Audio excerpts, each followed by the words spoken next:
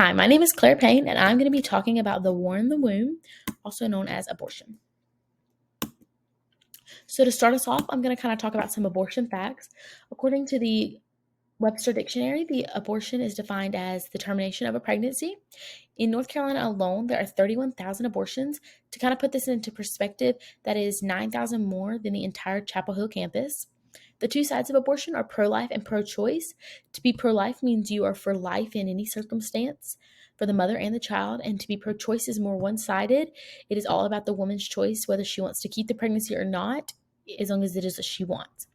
To kind of go ahead and get this out of the way, rape is obviously awful and no one should have to endure that. But due to the facts, it is only 1% of abortions. So it's going to kind of be removed from our argument because even if we allowed for every person who was raped to get an abortion, then that would still save 99% of abortions. So which side will you choose? At the end of this, I hope you are able to take the facts and choose between the pro-life or pro-choice side. So now I'm going to kind of tell you about the causes of abortion. So number one, according to the Gometra Institute, having a child would interfere with a woman's work, her education, how she lives her life, and also just like her ability to care for them. She might question that. So this was 74% of the women that did the survey. And all of these are like very valid reasons. But we have 12 methods of birth control in the United States that are free or reduced cost. So there is not a reason that you should say you didn't have the option other than to become pregnant. Everyone who has sexual relations with someone else knows the consequence could be pregnancy. So we should be using birth control to prevent this pregnancy from happening versus as abortion to prevent the baby from actually being born. So number two, so the laws of the states, they have changed since the Roe versus Wade. Now states are able to choose between like what gestational rate they want the baby to be born at. They could be aborted at. So in North Carolina, for example, it's 20 weeks and 6 days is the latest you can have an abortion. This is only 8 days from when a baby is viable at 22 weeks. In places like Oregon, abortion does not have any laws surrounding it, so you can get an abortion whenever you want. Or like in Oklahoma, they have ridiculously strict abortion laws and abortions are not allowed. So this is kind of a scary thought because now it is life begins whenever the state or whoever's running the state says it does. So there's not really a choice anymore. It is just depending on what state you live in. And so states with stricter laws flee to states with less laws to get the abortions that they want to have. The third is the My Body, My Choice movement. It's kind of a new movement. It started in 2018. It is all about the woman's choice. It kind of takes the baby out of the situation and says that an abortion only affects the woman. Of course, the woman's health and her life are so valuable, but that does not disvalue the life of the baby that is inside of her womb. So now the effects of abortion. Here are some of the physical effects. There's pelvic infections, incomplete abortions, blood clots, heavy bleeding, a cut or torn cervix. These are just some that I found. These are not always made aware to the women, which is kind of a scary thought. And I know this because after talking to the chatbot on the Planned Parenthood website, he told me that abortions are safe and very rare to have complications.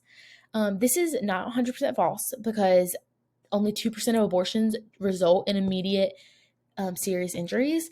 But what they don't tell you is that 40% of abortions have injuries that could come up to 6 weeks later and put you in the hospital or just having some sort of an emergency visit.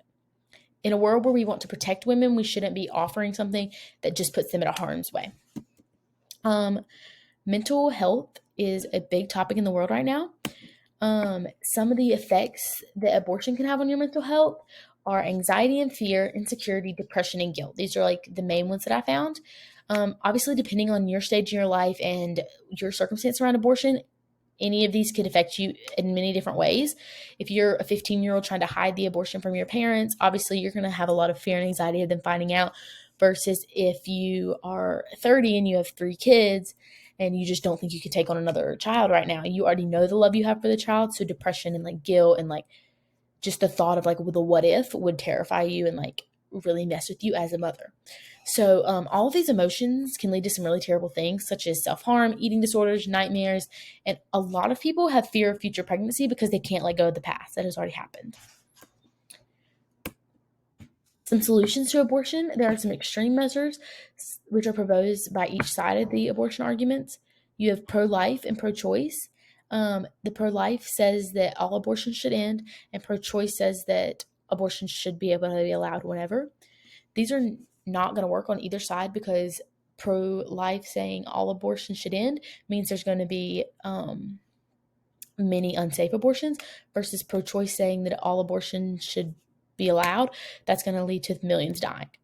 So, what I'm kind of thinking more towards is the support and the foster and adoption. So, in order for a woman to be confident in bringing a baby into the world, she's going to need support. She's going to need parenting classes and a group of women to really rally around her and lift her up and show her that she is capable of bringing this baby into the world, even if she doesn't see that she is.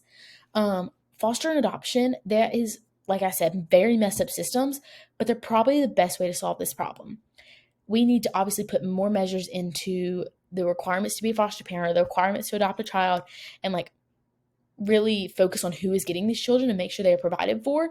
But letting them go into foster care or adoption at least gives them a chance at life, versus just ending the life before it has even started. So finally, I'm going to give you a call to action.